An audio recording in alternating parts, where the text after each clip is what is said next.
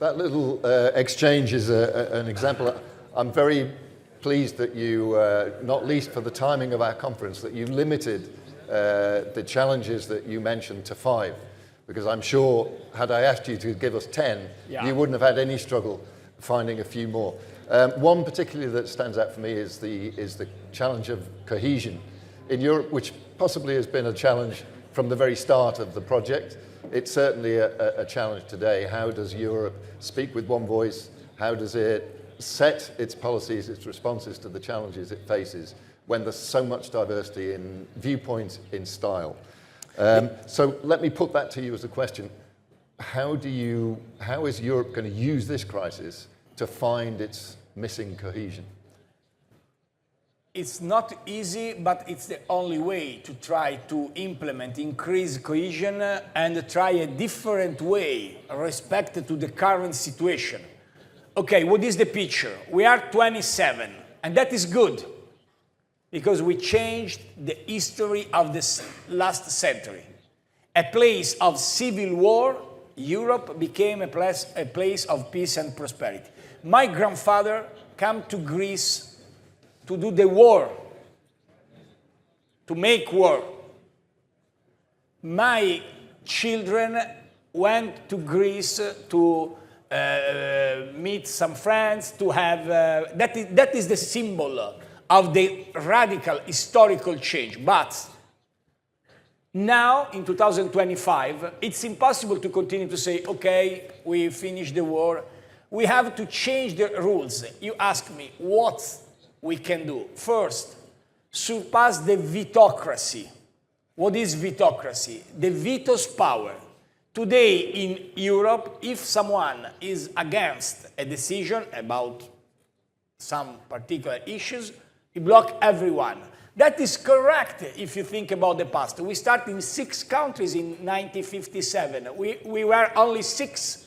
But with 27, it's impossible.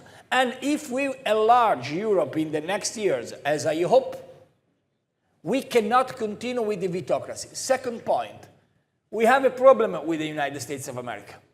United States of America is our best ally, is great country, and we have a great depth of gratitude to American guys. But first of all, if someone in Greece, in Italy, in France, or in Germany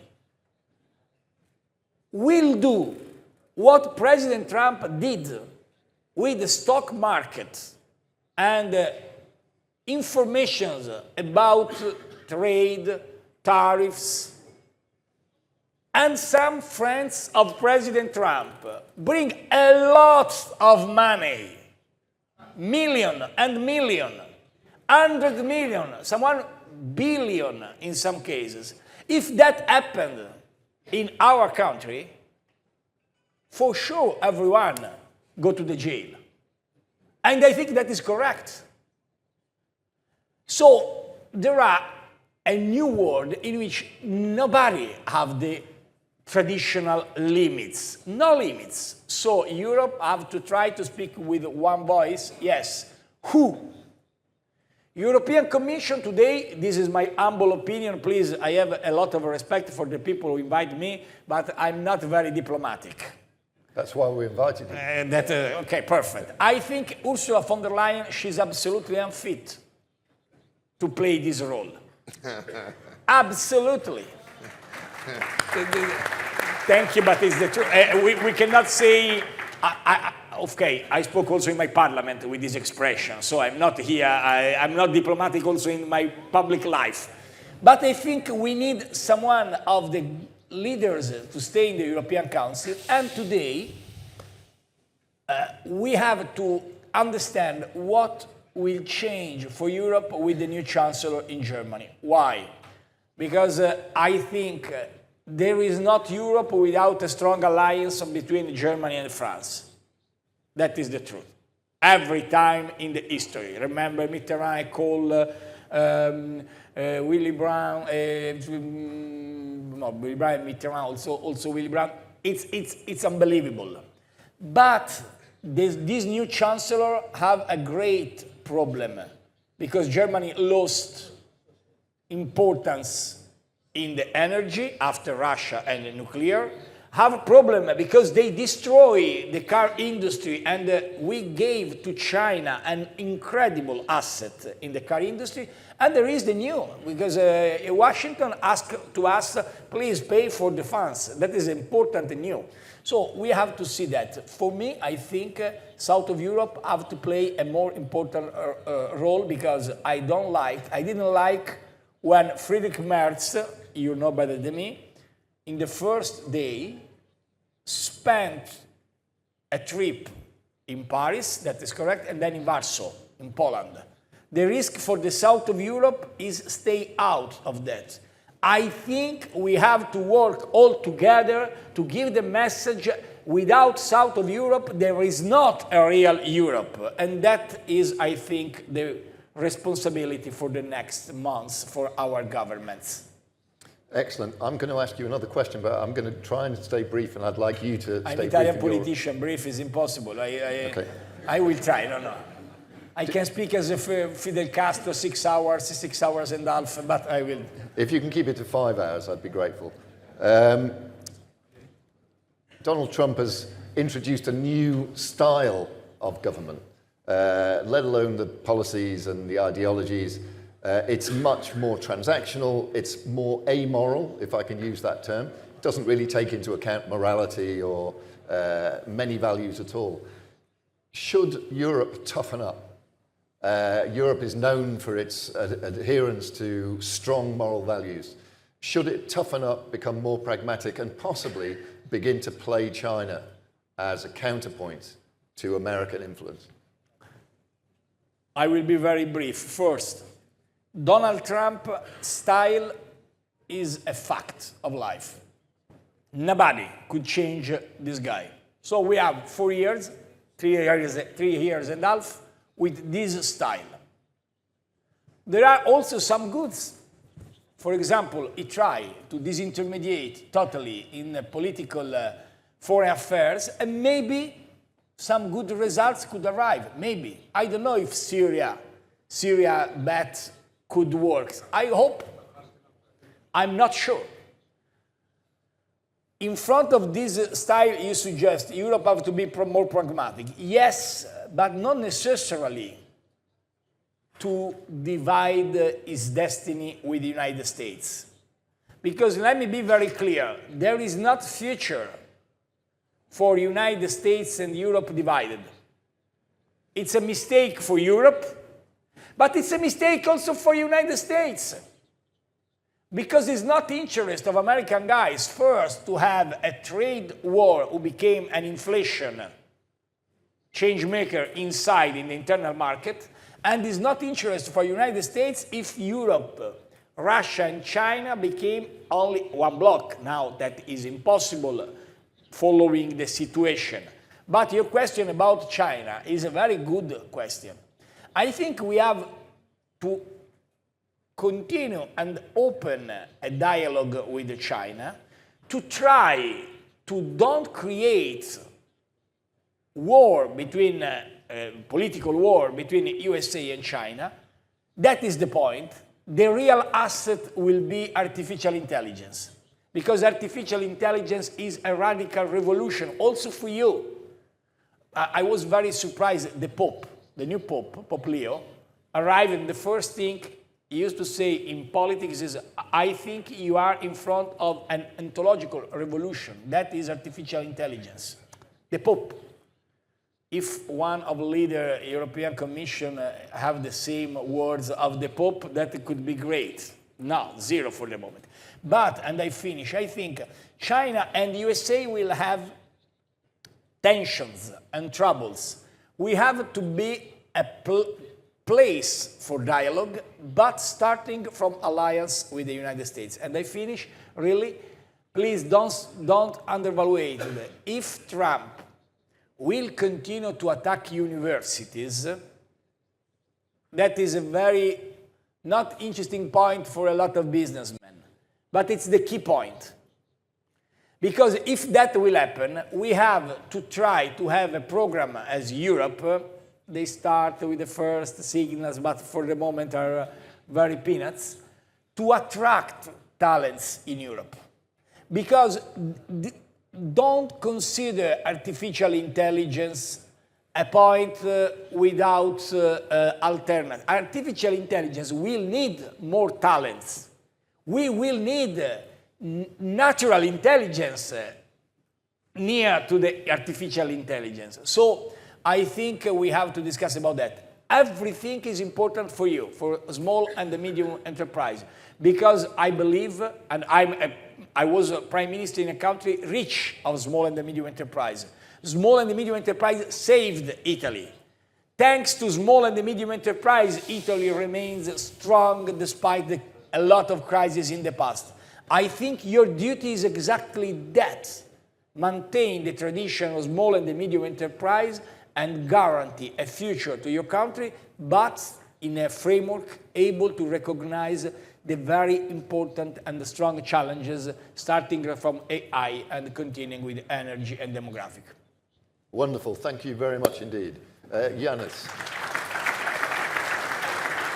Ήταν πάρα πολύ σημαντική η τοποθέτηση του κ. Ρέντζη, γιατί φαίνεται ότι λέει και τα πράγματα, θα έλεγα όχι πολιτικά, αλλά όπως πραγματικά και εμείς πολλές φορές τα βλέπουμε. Παρ' όλα αυτά, επιτρέψτε μου να κάνω κάποιες επισημάνσεις, οι οποίες επισημάνσεις νομίζω είναι σημαντικές, γιατί τις ζούμε στις συζητήσεις μας.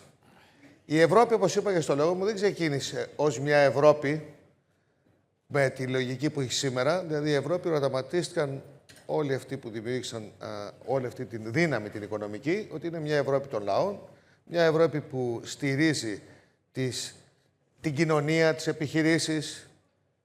Δεν θα ήταν μια Ευρώπη απλά μια οικονομική ένωση, μια νομισματική ένωση, μάλλον οικονομική ένωση πρέπει να γίνουμε, αλλά μια Ευρώπη που έχει κοινό στρατό, κοινή οικονομία, έχουμε σύνορα, μια Ευρώπη η οποία πραγματικά δεν θα χωρίζεται ανάλογα με τις δυνάμεις. Έτσι λέω στον αγαπητό κύριο Ρέντζη, δεν είμαι και σίγουρος ότι είμαι και εναντίον του βέτο, γιατί ανάλογα με τα τόξα που δημιουργούνται, και νομίζω όλοι τα συζητάμε, υπάρχει το βόρειο τόξο, όλοι το ξέρουμε, μέχρι και ειδική πολιτική για τα τρόφιμα έχει γίνει.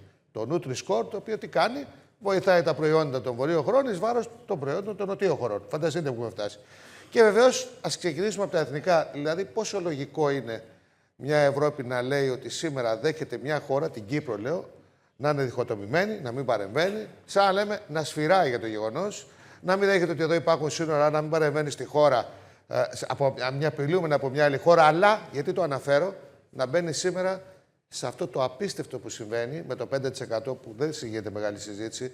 Τι σημαίνει 5% του ΑΕΠ να δίνουμε για την άμυνα? Αυτά δεν θα λείψουν από την παιδεία, την υγεία, από την κοινωνική, δεν θα λείψουν από παντού. Αυτό το 5% γιατί βγήκε? Υπάρχει πραγματικό γεγονός? Έχει ουσία, ή μήπως στο μυαλό, κύριε Ρέντζη, όλων των ανθρώπων που μας ακούνε είναι, ή μήπως οι ισχυρές χώρες θέλουν να δημιουργήσουν μια δική τους πολεμική βιομηχανία, θα έλεγα, με τα χρήματα των λαών της Ευρώπης? Είναι ένα ζητούμενο ότι αυτό είναι ένα θέμα το οποίο το σκέφτεται ο Ευρωπαίος πολίτης. Η Ευρώπη, γιατί φτάσουν στο σημείο όλοι οι λαοί που θελήσανε αυτή την ένωση σήμερα, με κυρίαρχα ζητήματα να υπάρχουν στη Γαλλία, στη Γερμανία, να αμφισβητούν όλο αυτό το καθεστώς και τον τρόπο, ειδικά της Κομισιόν που λειτουργεί. Ένα παράδειγμα λοιπόν θα σας πείσει, γιατί το είδατε. Φανταζόταν κανείς ότι υπάρχουν τρακτέρ στο κέντρο του Βερολίνου ή στο κέντρο του Παρισιού που διαμαρτύρονται γιατί, και νομίζω ότι έχει σημασία για το κοινό να το μάθει. Όλοι οι Έλληνες αγρότες, όπως και οι Ευρωπαίοι αγρότες, θα πρέπει να καλλιεργήσουν τα προϊόντα τους με κάποιες νόρμες, οι οποίες είναι δεδομένο ότι πρέπει να γίνουν έτσι. Αυτό τι σημαίνει? Αύξηση του κόστους στο να μπορέσουν τα προϊόντα να καλλιεργηθούν, να παραχθούν. Σωστά. Και λέμε είναι πολύ καλό γιατί φροντίζει την υγεία μας. Πάρα πολύ καλά. Και είναι πάρα πολύ καλό. Την ίδια στιγμή, όταν τα προϊόντα δεν φτάνουν, εισάγουν προϊόντα από την Αργεντινή, από τη Χιλή, τα οποία δεν έχουν καμία απολύτως φυτοφάρμακα, επιτρέψουμε μέχρι το Θεό, που τα εισάγει και τα πουλάει φτηνότερα. Άρα τι κάνει? Σκοτώνει τον Ευρωπαίο παραγωγό. Πού είναι η λογική? Καμία λογική δεν υπάρχει. Και την ίδια στιγμή καταγγέλνουν, θυμίζω όχι εμείς, οι Γερμανοί αγρότες και οι Γάλλοι αγρότες, ότι αυτό γίνεται γιατί κάποιες πολύ μεγάλες πολυεθνικές στέλνουν και πουλάνε προϊόντα στη Νότια Αμερική.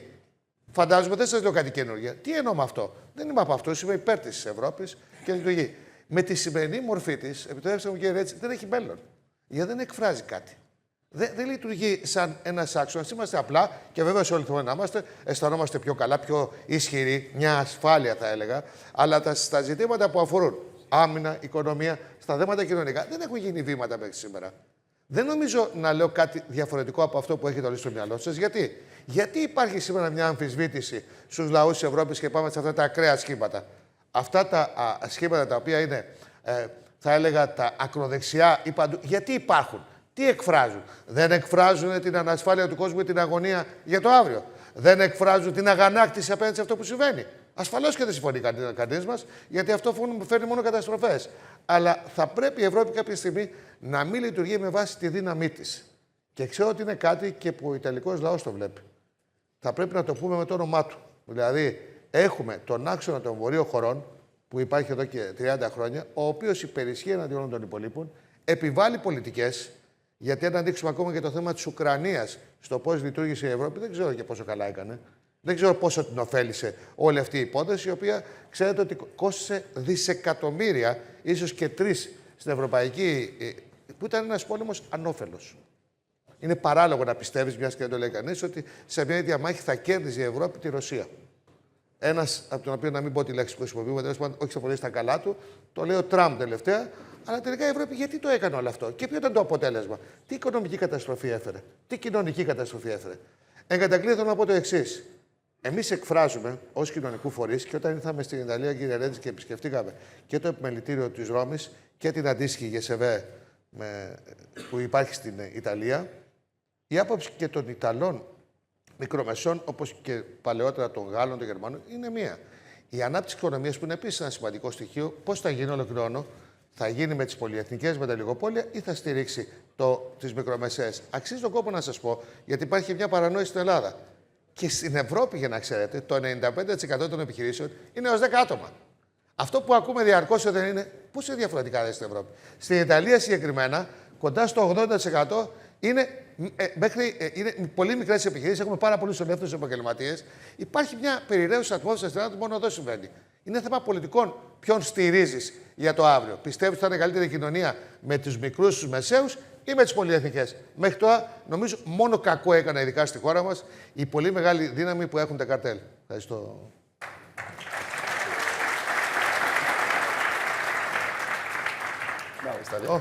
Ναι, μπορώ τώρα? Ναι. Να έρθει λίγο η Διοικητική Επιτροπή. Θέλουμε να... Ξαναβάλτε το. Θέλουμε να σας δώσουμε ένα αναμνηστικό του επιμελητηρίου. Είναι ο Προμηθέας, εμείς το ξέρουμε. Ο Προμηθέας είναι ο θεός της φωτιάς, της δημιουργίας. Είναι ένας επίμονος άνθρωπος. Είναι το σήμα του επαγγελματικού επιμελητηρίου και θέλουμε να στο παραδώσουμε. Είναι η διοίκηση του επιμελητηρίου για την τιμή που μας κάνατε και είστε σήμερα εδώ μαζί μας. Ελπίζουμε να το έχετε στο γραφείο σας, να βλέπουν τι είναι. Είναι πολύ όμορφος ο Προμηθέας. It's great. Thank you so much. Thank you so much. Very interesting. Thank you. Please don't show that to Mr. Trump because you think he's the god also the fire. Grazie mille. Thank you so much. Ναι, να πούμε πιο μπροστά. Ελάτε πιο μπροστά λίγο. Thank you so much. Thank you again. Δεν βγαίνει καλή. Please. Πιο μπροστά. Δεν πάμε ποτέ πίσω, κύριε.